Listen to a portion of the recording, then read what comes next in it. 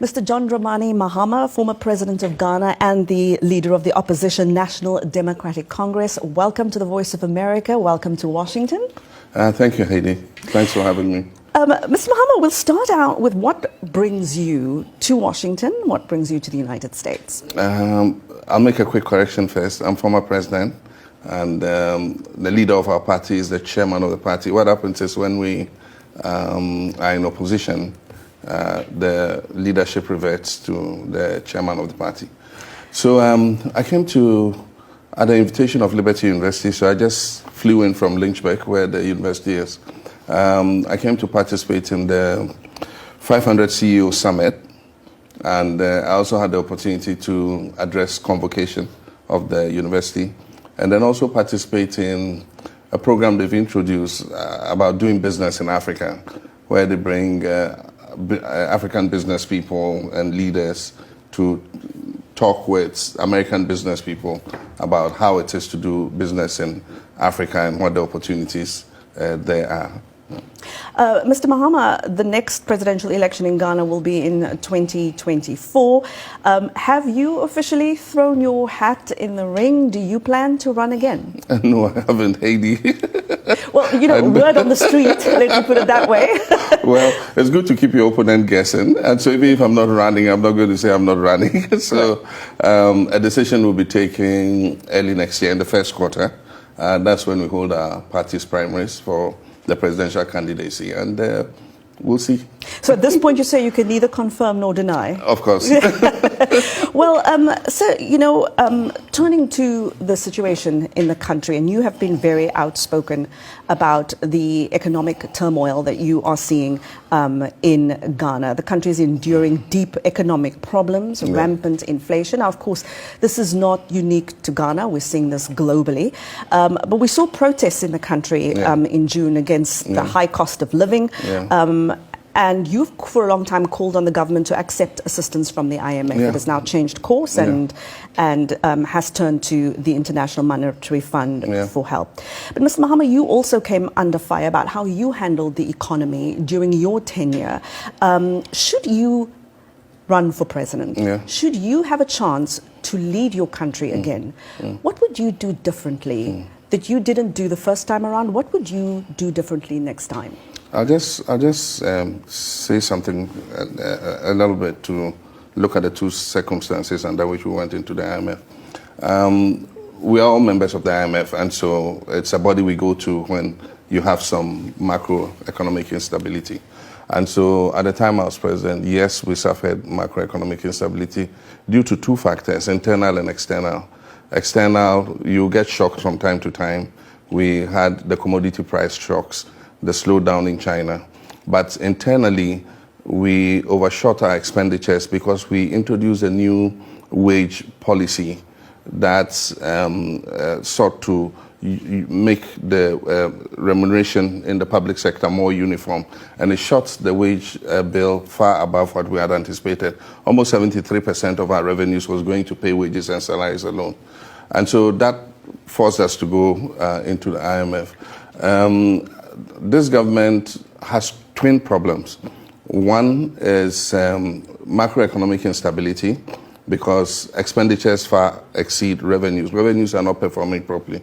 But then the second thing is also that they went on a borrowing spree and they've pushed our debts to levels that are unsustainable. Just recently, the World Bank came and said we had almost 104% of debt to GDP. And so we have twin problems. One, to achieve fiscal consolidation, and two, to bring debts back to sustainable levels. So that's what they're faced with. What I'll do differently, the economy is situated in an environment. It does not exist in isolation. And so there are some things that need to be done to create an environment for the economy to thrive. And some of them are governance issues, strengthening state-owned institutions, the fight against corruption, and so many other things that create the environment for the economy to thrive. I think that if we go into this program and we bring debts back to sustainable levels and we're able to get the bridging facility in order to achieve policy credibility, so that investors again feel confident that they can bring their money into Ghana, then we must start from there and maintain that prudence. This should be the last time we go to the IMF.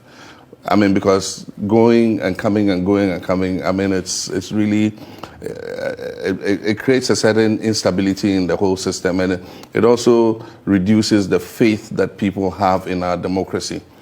One of the things that we will do when we come back, that's the NDC. I didn't say I, because we're not sure who will lead us. One of the things that we'll do is to, like I said, strengthen state institutions, strengthen the anti-corruption institutions, but most importantly, look at the Constitution again. We've been operating this Constitution for more than 26 years. And I think that the time has come for us to look at it again and do some tweaking in order that we can have a more a proper constitutional environment in which to grow the economy. And so those are some of the things that we'll look at. In 4 years, we have a 4-year term. Like they have in America, not like in other countries where they have 5 terms. And so there's very little you can do in terms of infrastructure. We'll do our best, invest in the health sector, invest in education, invest in the economic infrastructure. But all this must be geared towards creating opportunities for especially young people to be able to realize their full potential, be able to find jobs in the economy. I think that that's what we'll be looking at. And in your experience, does a loan from the IMF cure all economic ills? No, it doesn't. It doesn't. You see, what happens is you can implement a homegrown fiscal consolidation policy, which is what we wanted to do. But unfortunately, a lot of local and foreign investors, would probably doubt that you can live by the promises that you make, unless you have an institution like the IMF, working together with you, because they know that if you have the IMF supervising, they're going to be marking and making sure that you meet the obligations that you have set out. And that is why an IMF program becomes important. That's why I said it's for policy credibility. Once IMF comes and puts a stamp and says, look, we accept what Ghana wants to do, and we're going to walk along with Ghana in order to be able to implement this program that they have brought, then that increases investor confidence, both outside and inside, that you'll be able to achieve the things that you set out. But aside from that, IMF will give you money to show up your foreign reserves, and you need that money to stabilize your currency. And so if government is able to reach accommodation with IMF, which will be dependent on if they're able to reach agreement with our creditors, because of the debt must come to sustainable levels before the IMF will give you a program. And so if they're able to do that, then the IMF will give Ghana is looking for $3 billion. I don't know how much the IMF is going to give, but anything between $1.5 billion and $3 billion would help shore up the reserves. I mean something similar to what Zambia has. Yes, exactly. Our situation is similar to Zambia. Zambia had a twin problem, both the debt and fiscal consolidation. Correct. And now they've got a program. I think they have had their negotiations for debt sustainability, and I think they're well on their way now. And so Ghana is next. And they also didn't get the higher figure that they wanted, but I but can I guess understand. their economy is stabilizing quite well. The kwacha has emerged as one of the best performing currencies in Africa. Correct, just 2 days after. Unfortunately, in Africa, in Ghana, we have taken over the mantle of the worst performing currency, not only in Africa, the world. So another part of taking IMF loans is, of course, the conditions attached, the conditionalities, which many countries and many people in general on the African continent are always wary about. They think IMF conditionalities, cuts in social spending. Would you advise the Ghanaian government to cut, you talked about rampant spending, to cut spending, and where? What kind of spending? Social services? People think about the IMF in the old sense of what it was. The IMF has gone through a lot of reform. They're not going to come and tell you to cut social spending. They're going to ask you to bring a program. Your revenues are much lower than your expenditure. How are you going to bring it in sync? And you have to tell them where you can cut. And so you are going to cut. They are not going to cut. You get my point? And so if you're spending too much money on something, you have to decide whether you think that is critical expenditure that you want to keep. And you agree with them, we're going to bring the deficit year on year down, the budget deficit down to, let's say, 6%. I'm just assuming that. What do you need to cut to attain 6% budget deficit? That's the program you have to send to the IMF. And when you send it and they agree with you, then that's it. But they are not going to, before they used to impose conditionalities, you have to cut subsidies to education. You have to cut subsidies to healthcare. You have to do so and so. Now they don't do that. They let you determine where you want to cut. And if I have to recommend, I think the first place to cut would be the Office of the President budget, to show the way that, look, I mean, if the President himself is cutting the budget of Office of Government Machinery, then it means everybody must be prepared to make a sacrifice. I want to turn to some of the electoral politics that have been playing out in Ghana. Mr. Mahama, you have been in politics a long time, and there have now been 2 election cycles in 2012 and 2016 where the current president, Mr. Akufo-Addo, and you have both respectively challenged the election results. What can you say that you and your National Democratic Congress have done over the years to ensure that, you know, the country has a free and fair electoral system to the extent that it instills confidence in people like you and others running for office, that the results are the results and that you believe the results? Yeah, one of the first things you need is an independent and neutral electoral commission. And I believe that with the change that took place in the leadership of the commission, we don't feel confident that the commission is sufficiently independent and neutral because of certain things that have happened. My party has withdrawn from the Inter-Party Advisory Committee because this current electoral commission said that body is only advisory and they don't need to take the advice of that body. And before, we used to reach consensus in the Inter-Party Advisory Committee. We took decisions by consensus. Now what they've done is resurrect so many small parties, and then as soon as anything comes for discussion, they quickly say, let's vote. And then they have all these parties on the side of the commission and the ruling party, and they vote by majority and say, look, the decision is taken. And so we saw that we're wasting our time in the IPAC. And so we withdrew. There have been discussions to try and bring us back. But you'll be surprised that it is the Electoral Commission that is reluctant to accept those moves to let NDC come back. The Peace Council has invited them for the last 8 months. The Electoral Commission can't find time to sit with the Peace Council and after that have a joint meeting between the 2 biggest parties so that we can go back to IPAC. They are not interested. And in the last election, a lot of things went wrong. On the pink sheets that we record the results, they did not make allowance for the number of people biometrically registered. And that's why when they were saying, we went to court and they said, why don't you bring your pink sheets? It would have been useless because you bring the pink sheets and there's no recording of the number of people verified. It's only when you have that recording, it must match up with the number of ballots in the box. And so if the Electoral Commission gives you a form that does not make provision for people verified, then what is the need for us putting our fingers on that verification machine? So a lot of things went wrong. We've done our postmortems. We realized that we have to go into the ring with our own referee. What does that mean? It means we must take advantage of, you know, the systems that are given for political parties to police the poll. And so it means that we must be extra vigilant at the polling station level, at the collation level, and the final tally level.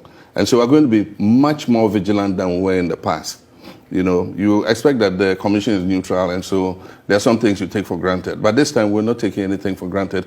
I use that metaphor because of one of our boxing legends, Azuma Nelson. He had a fight with a guy called Jack Fenech, and he lost because he thought the judges were unfair. And so when they asked him, they said, you know, what is it you're going to do different when you go into the ring? He says, I'm taking my referee along, my own referee along. And they asked him, which referee? He said, my fist. I'm going to make, once I knock him down, nobody's going to come and give a judgment, you know, that he won the fight. Yeah. So Mr. Mahama, I want to move on a little bit to a more international discussion.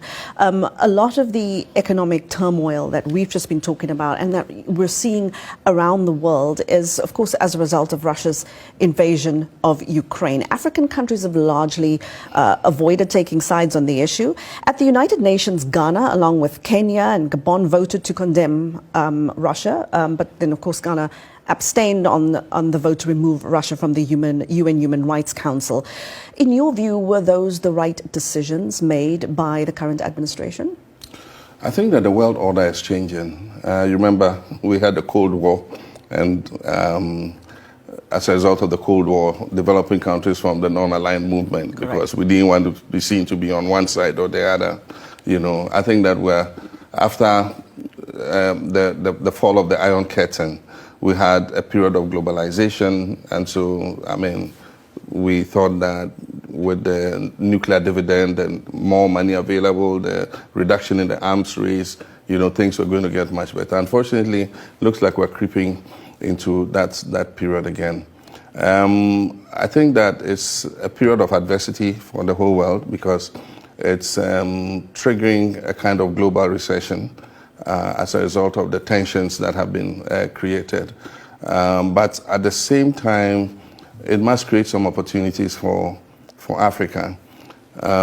China and Russia and I don't know which other countries appear to be on one side, and then the whole Western world is also on the other side.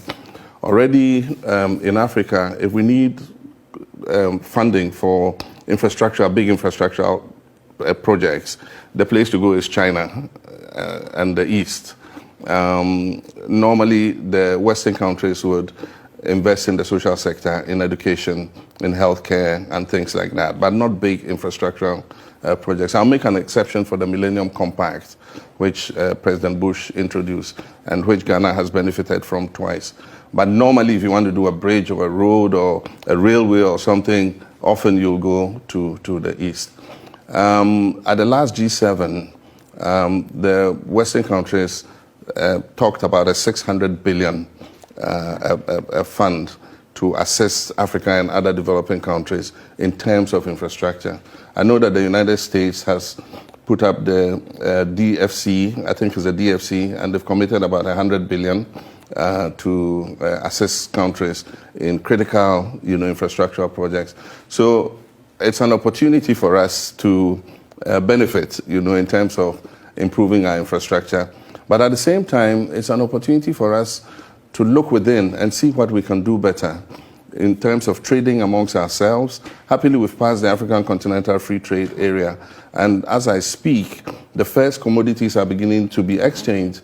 A shipment of tiles from Ghana, I read this morning, is going to Rwanda. And a shipment of tea is coming from Kenya to Ghana. I mean, that's good news. I mean, we've been advocates of this for so long. We're happy it's happening now. 11% trade amongst ourselves. It's ridiculous. And so we're hoping that this can push trade between ourselves even to 50%, so that we're able to multiply the benefits within the continent, but also get benefits from outside. Africa never got a Marshall Plan. After the war, Europe was rebuilt because America put up big money to rebuild Europe. Africa has never got that opportunity in terms of a Marshall Plan to build our economies and all that. Do you think Africa there should be a Marshall Plan? Yes, after slavery, I think there should be a Marshall Plan. I mean, slavery affected the continent very adversely, and I do believe that if a Marshall Plan was put up, and we got the right leadership on the continent, and we do the kinds of things we're doing, trading, building the infrastructure on the continent, we can create a decent existence for our people. I have confidence that Africa is the next, emerging continent, and it's going to be the next frontier for investment and business.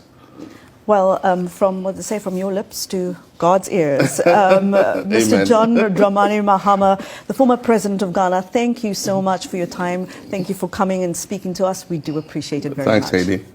Thanks for having me.